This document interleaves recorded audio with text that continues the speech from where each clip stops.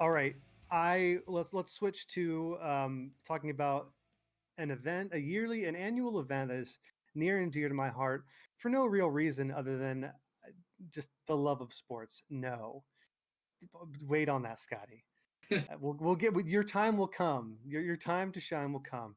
First, and appropriately first, I would say, the the Masters tournament. So I love the Masters. I love everything about it. I've got a lot of issues with golf in general, the pomp and circumstance, the clubhouse rules, the unwritten stuff. Don't walk in front of my ball, blah blah blah.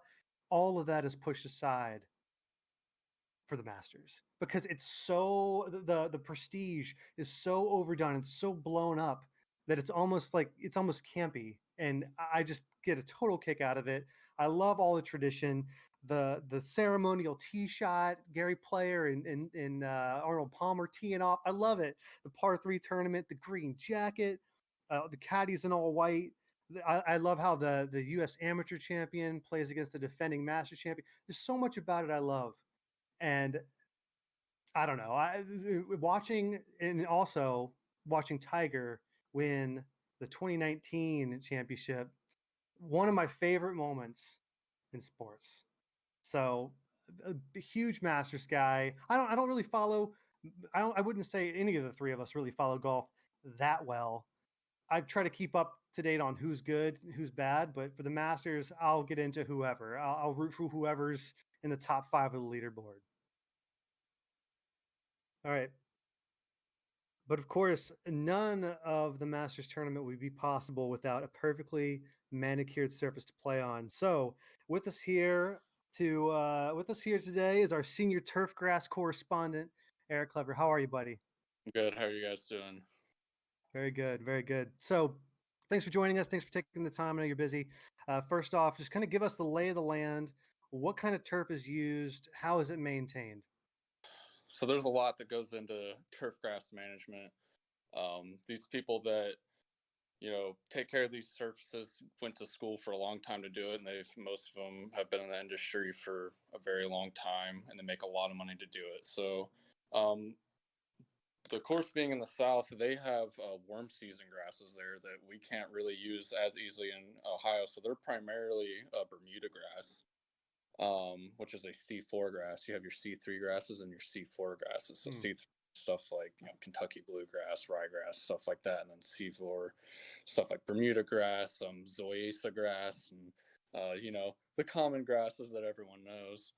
But one of the issues that they have since the Masters is earlier in the spring, the Bermuda grass isn't really popping yet because you need nighttime temperatures down around 60 degrees and temperatures during the day being 80s, 90s. So they overseed it with perennial ryegrass, which is what really makes that green pop. So yeah, that's kind of the basis of what the grass is there. Yeah, is there anything unique about Augusta specifically how they maintain it? I know there's a lot of time and energy goes into it. It's basically the face of Augusta National. It would be nothing without the turf. Yeah, so that's so this is one thing that comes into play is a lot of it is secretive in a way, because one, it's to a degree, they try to change it up every year, kind of to keep a competitive edge. Like they mow the fairways, so they mow everything obviously at different heights. Fairways are at like 3/8 of an inch, greens are at 1/8 of an inch, tees are at 5/16 of an inch. So when you're keeping things that short, you have to, I guess, maintain them at a lot higher level. So that's where things will come into play with speed of the greens and stuff like that. That people, you'll hear the broadcasters talk about, the greens are really fast today and stuff like that. So each course, they'll have different ratings, and even hole to hole, it'll change.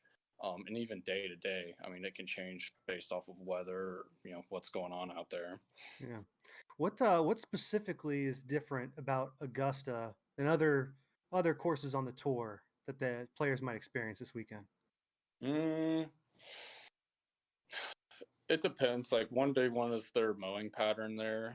They do mow from the green to the tee, so you're basically pushing the grass. So whenever you look at grass and you see like those fancy yards that have the lines in them, that's created by a roller that's on a mower. On a mower. So it just lays the grass in a certain direction.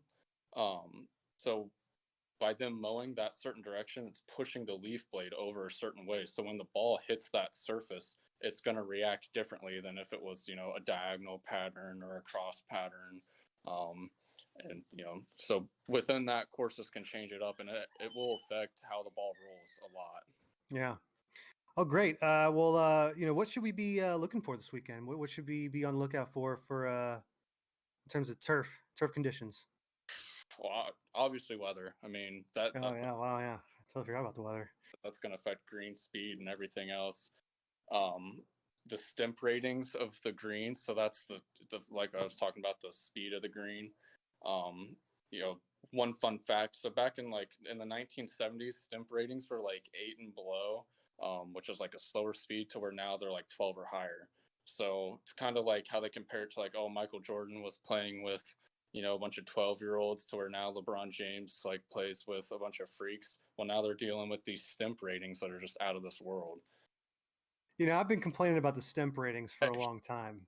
Hey, And I'll tell you what, I mean, someone's got to do something about this. it's ridiculous. And you also have to look out for, make sure that they're not piping in fake bird noises, because That's a thing? Oh, that back in 2000 in the PGA Championship in Kentucky, someone caught fake bird noises because someone heard a white-throated sparrow in the summertime, and everyone knows that there is no white-throated sparrow in the summertime in Kentucky. Those fools. Yeah. I mean, there's so many birds they could have chosen. Don't let CBS or whoever's broadcasting get away with that, because there are birders watching. I'll tell you what, Jim Nance has a big responsibility, integrity to uphold. It's important to keep the integrity of the nature and the golf course all in one. All right, buddy. Well, thank you. With that, I will let you go. Get back to all your busy seeding and watering. I appreciate it. Thank you for all the good hard work you do around here. Thank you. Right. Keep the grass green. That's right. All right. With that, Scotty, I want to get your take on the Masters in general. I mean, what does the Masters mean to you? Well, that's a tough act to follow, but after that extensive analysis, it's really hard. I actually feel like a little bit more informed. And my opinion has changed just slightly, but only just slightly. Because I honestly, sorry to interrupt. It is good that you are informed. I mean, he is our grass expert. I mean, if you weren't informed, I'd be a little bit, I don't know. Maybe an indictment on you. He helped me look at this in a different way. However, I still have to say that the Masters is basically boring Daytona. Like I love, it's an annual event that there's some pomp and circumstance, there's some history and tradition, and that's it's really all nice. But at the end of the day, it's just boring Daytona. I mean, it takes forever. It's a 4-day event. Some days sometimes entertaining, but often the leader is so far ahead that it's very rare that you get that last minute drama that makes the sport so great. In fact, you could probably like on one hand name some dramatic moments out of the millions of Masters and just golf tournaments in general that there are that produce those types of moments. So at the end of the day, I just like, it's cool. I like it. It's kind of reminds me of like just like a grandpa, like it's just some good memories, but like it's not exciting. I mean, can you even name the last 5 winners? Absolutely, I can. Dustin Johnson, Tiger Woods, Are Patrick Reed. No, I'm not looking up. I know this, but just by heart. Are you kidding me? Sergio Garcia won in a playoff, and actually, how dare you say that there isn't any exciting moments? I mean, 6 of the last, I don't know, in the last 15 years, 6 of the last tournaments have gone to a playoff. There's nothing more exciting than playoff golf. Are you kidding me? And I'm not being sarcastic there. I know you might take that as sarcasm, but I'm serious. There's a handful of more exciting things than playoff golf. That does not mean that playoff golf isn't exciting. but there's a lot more things in more entertaining than playoff golf. I mean, shootouts in the World Cup are more exciting. Down the stretch, three wide, finishes in a NASCAR race is more exciting than playoff golf. I would say playoff baseball and extra innings playoff baseball is more exciting than playoff golf. I mean, it's cool, it's good, but also you only named four. What's the fifth one? Who's won the last five? It was oh gosh, he's not like a major guy on the tour anymore. I think I remember being like an English guy. You're looking. You got it. Will it? Will? You, Will? you, Will it? you, No, no, something like that. I'm telling it's you. not. There have been a couple lesser known guys. They're not always your, I don't know, Bubba Watsons and Mickelsons and stuff. The guys listen. You're allowed to not be a golf fan. I'm not trying to convince you to, but with any sport, there are certain events, certain moments, certain tournaments that hold a ton of meaning, and the Masters is absolutely one of them. It's one of the richest traditions in all of sports. So for you to just dismiss it as something reminds you of your grandpa, that's pretty disrespectful, Scotty. I'm just a little disappointed in you. I would say it's a pretty good compliment to refer to it as boring Daytona. I mean, it is the Daytona of the golf world, and it's also more boring. So it's a pretty accurate yet still honorable, compliment, I would say. Andrew, what do you got on the Masters? Well, I do actually thoroughly enjoy watching the Masters. I find it to be like, so I think in general watching golf can be pretty boring, but watching the Masters, like you actually get to experience how zen watching golf it can be. Yes. Which is like something that I think is really taken for granted. Like in sports, a lot of the times, a lot of people only like watching it because it's high energy, like like go go go, everything's moving.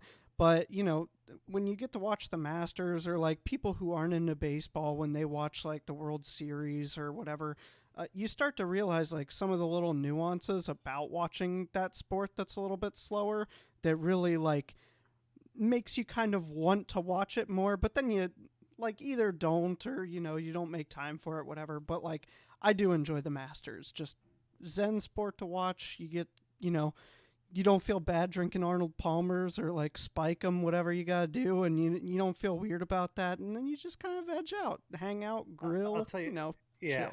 I'll tell you what, Drew. I'm so glad you brought that up.